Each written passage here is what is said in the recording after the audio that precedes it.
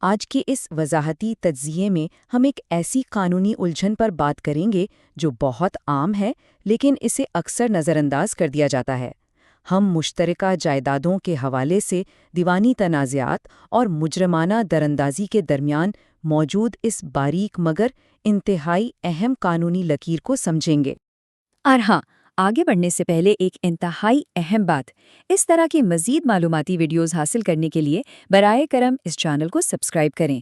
اس کے علاوہ اگر اس قانونی تجزیے میں کوئی بھی غلطی یا خامی آپ کی نظر میں آئے تو بلا جھجک کامنٹ سیکشن میں اپنی رائے کا اظہار کریں تاکہ اسے مزید بہتر بنایا جا سکے، کیونکہ علم بانٹنے اور درستگی سے ہی ہم سب سیکھتے ہیں۔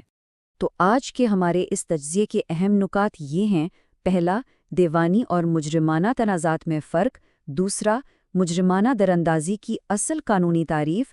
تیسرا، مشترکہ کھاتہ دار کا استثناء۔ چوتھا، اعلیٰ عدالتوں کے فیصلے۔ اور پانچواں، درست قانونی راستہ۔ تو چلیے شروع کرتے ہیں۔ ہمارا پہلا حصہ ہے دیوانی بمقابلہ مجرمانہ تنازعات، یعنی غلط قانون کا نفاذ۔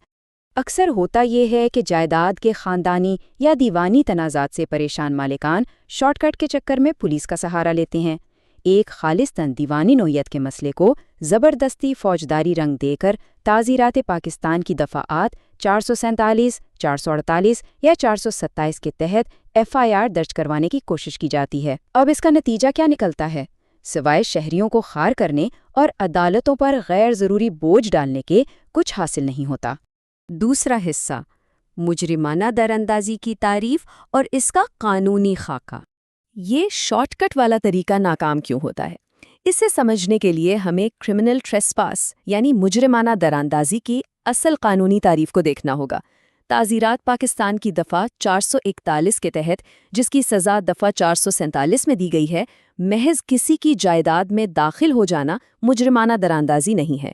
قانون کہتا ہے کہ اس کے لیے ایک مخصوص نیت کا ہونا شرط ہے، یعنی داخل ہونے کا مقصد کوئی جرم کرنا ہو یا وہاں موجود قابض شخص کو ڈرانا، بے عزت کرنا یا تنگ کرنا ہو۔ اگر ہم اس کی ایک مساوات یا فارمولا بنائیں تو وہ کچھ یوں بنے گا: کسی کی پراپرٹی میں داخلہ جمع مجرمانہ نیت جمع قابض شخص کو ڈرانے یا تنگ کرنے کا عمل۔ جب تک یہ تینوں چیزیں نہیں ملتی، مجرمانہ دراندازی کا جرم ثابت نہیں ہو سکتا۔ یہاں ایک بڑا ہی دلچسپ اصول سامنے آتا ہے۔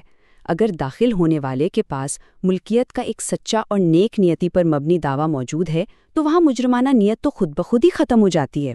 اور دوسری طرف ذرا سوچئے، اگر شکایت کنندہ اس وقت جائیداد پر موجود ہی نہیں تھا تو ظاہری سی بات ہے کہ اس کی غیر موجودگی میں اسے نہ تو ڈرایا جا سکتا ہے اور نہ ہی تنگ کیا جا سکتا ہے۔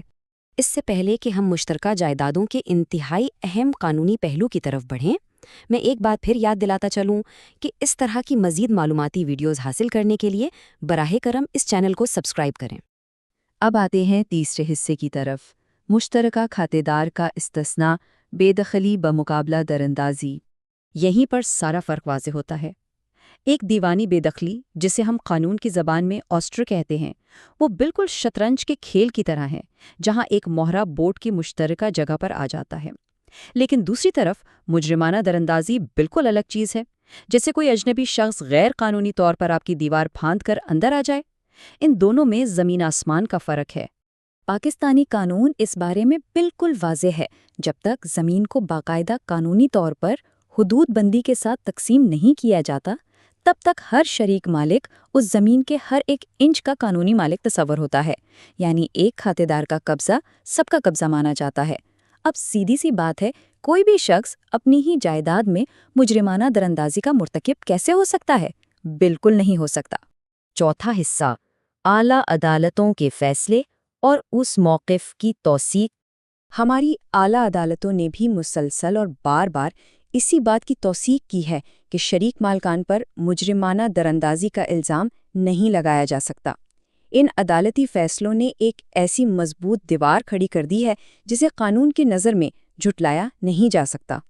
مثال کے طور پر عبدالرزاق بمقابلہ SHO کے کیس میں عدالت کا واضح فیصلہ ہے کہ تعزیرات پاکستان کی دفعہ 4441 کے تحت کسی شخص کو اس کی غیر موجودگی میں تنگ یا خوفزدہ نہیں کیا جا سکتا۔ اب یہاں یہ جاننا بھی ضروری ہے کہ یہ قانونی حوالے کام کیسے کرتے ہیں۔ جیسے اس کیس کا حوالہ ہے 2008 PCRLJ 812۔ دراصل یہ مخفف اعلیٰ عدالتوں کے فیصلوں کے باقاعدہ پتے ہوتے ہیں جہاں یہ تفصیلی طور پر شائع کیے جاتے ہیں۔ PLD یعنی PLD کا مطلب ہے all Pakistan legal decisions, PCRLJ کا مطلب Pakistan criminal law journal, YLR yearly law reporter ہے، اور SCMR supreme court monthly review کو کہتے ہیں۔ جب بھی کوئی فیصلہ تلاش کرنا ہو تو انہی قانونی جرائد کا حوالہ دیا جاتا ہے۔ اور جب ان دیوانی تنازعات کو زبردستی فوجداری مقدمات کا روپ دینے کی کوشش کی جاتی ہے تو ہماری ہائی کورٹس آئین کے آرٹیکل 199 اور ضابطہ فوجداری کی دفعہ 561A کے تحت اپنے اختیارات کا استعمال کرتی ہیں۔ وہ ایسی بے بنیاد اور غیر قانونی FIRs کو فوری طور پر خارج کر دیتی ہیں تاکہ شہریوں کو بلا وجہ ہراساں ہونے سے بچایا جا سکے۔ تو جناب، ہمارا 5واں اور آخری حصہ ہے درست قانونی راستہ، یعنی صحیح سمت کیا ہونی چاہیے۔ جب پولیس کی مداخلت غیر قانونی ہے تو متاثرہ شخص آخر جائے تو کہاں جائے؟ اس کا درست قانونی طریقہ 2 حصوں پر مشتمل ہے۔ پہلا قدم یہ ہے کہ لینڈ ریونیو ایکٹ 1967 کی دفعہ 135(135) کے تحت باقاعدہ قانونی تقسیم کے لیے محکمہ مال کے ریونیو آفیسر کو درخواست دی جائے، اور دوسرا قدم کسی بھی قسم کی تعمیر یا تبدیلی کو روکنے کے لیے دیوانی عدالت سے حکم امتناعی، جسے ہم اسٹے آرڈر کہتے ہیں، حاصل کیا جائے۔ یہ روڈ میپ بالکل واضح کر دیتا ہے کہ مشترکہ قبضے کے مسائل کو حل کرنے کا واحد قانونی اور مستند راستہ ریونیو آفیسر اور دیوانی عدالت سے ہو کر ہی گزرتا ہے۔ پولیس اسٹیشن ان مسائل کا قانونی حل ہرگز نہیں دے سکتا۔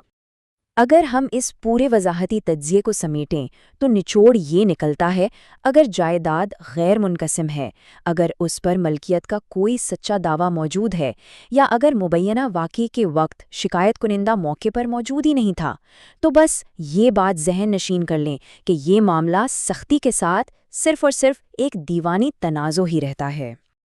اب سوچنے کی بات یہ ہے کہ کیا وقت نہیں آ گیا کہ ہم دیوانی تنازعات کو زبردستی فوجداری عدالتوں میں دھکیلنا بند کریں اور جو درست قانونی خاکہ ہے اسے اپنائیں؟ قانون کی حدود کا احترام ہی انصاف کی اصل بنیاد ہے۔ اور آخر میں ایک بار پھر یاد دلاتے چلوں کہ اس طرح کی مزید معلوماتی ویڈیوز حاصل کرنے کے لیے برائے کرم اس چینل کو سبسکرائب کریں۔ اس وضاحتی تجزیے میں ہمارے ساتھ رہنے کا بہت شکریہ۔